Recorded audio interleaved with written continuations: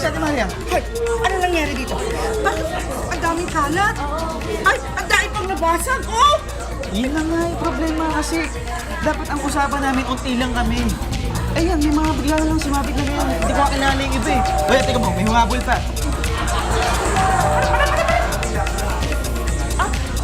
Ayan, si Tony. Ito? Ano nangyari dito? Bakit may party dito? Nagpa-party ka dahil walang magulang mo, ah? How dare you?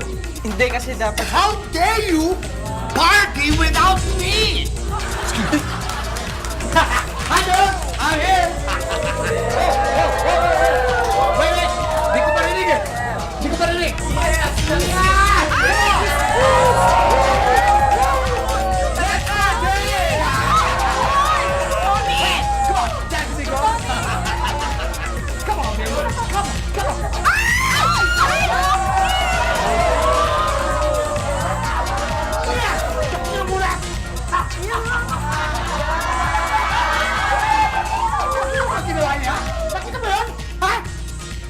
Tuloy-tuloy sa'yo!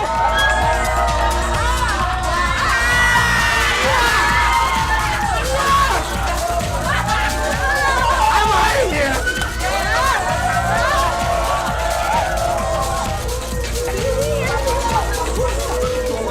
Mayan!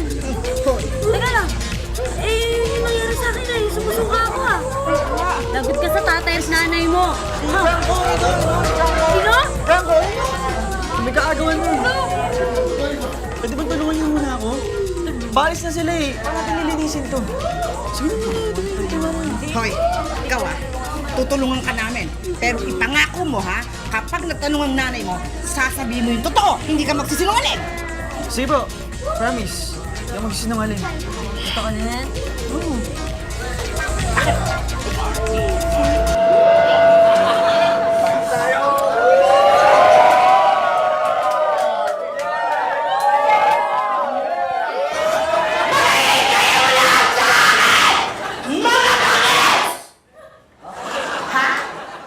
Itong tandaan nyo dahil isang beses ko ito sasabihin!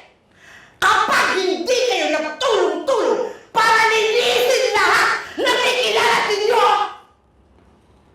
ito ang tatandaan nyo. Tinatandaan ko yung mga pagmumukha nyo. Walang pwedeng tumakas dahil iisa-isahin ko kayong pupuntahan sa bahay at gulpe ang mga tunay sa akin! Maliwanag pa!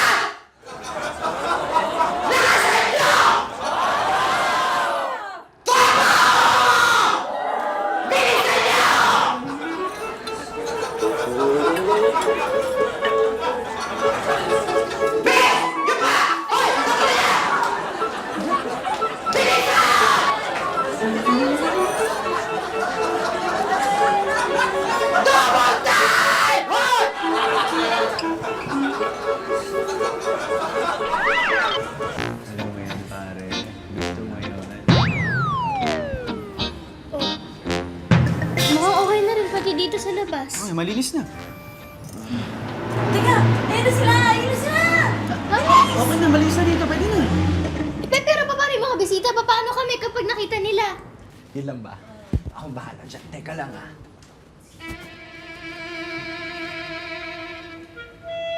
Sunog! Ano ba hinihintay niyo? Takbo na tayo na!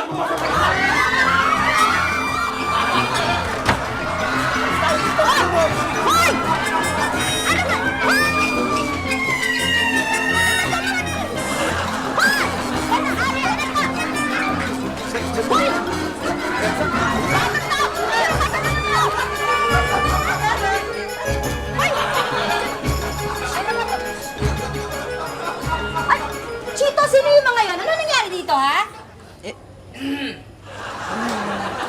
Mga barkada ko po kasi yun, Nay.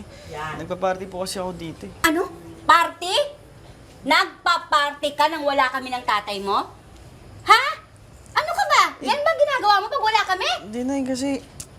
Anong ikaw, ha?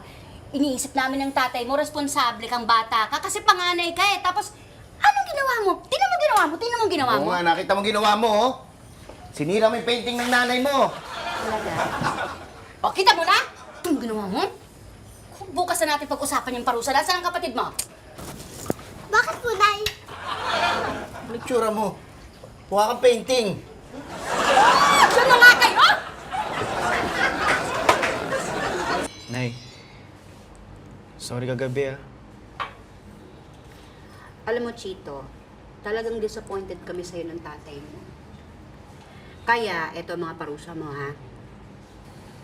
Hindi ka muna pwede mag-internet ng isang buwan. Isang linggo. Tapos hindi mo muna pwedeng gamitin yung sasakyan mo ng isang linggo. Para lang kung talagang importante yung pupuntahan mo. Higit sa lahat, hindi ka muna pwedeng pumunta sa mga barkada mo. Pero kung kina-Erika, sige, papayagan kita. Yun ang mga parusa. Naintindihan mo? Apo, Nay. Ako muna sa kwarto. Sige po, excuse po.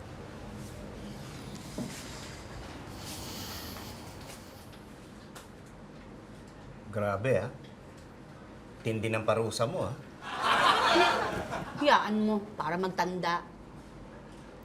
Wow. Pitoy, sorry nga pala dun sa nangyari sa portrait, Hindi, wala yun. Okay lang yun. Okay? Eh, syempre, sorpresa mo sa akin yan eh. Pinaghirapan mong ma-schedule ako dun kay Elias. Hindi, actually, kasi, Pangit. medyo hindi nga ako nagandahan dyan sa portrait kasi Hindi ka mukha. hindi nga hawin. Talaga ba? Oo.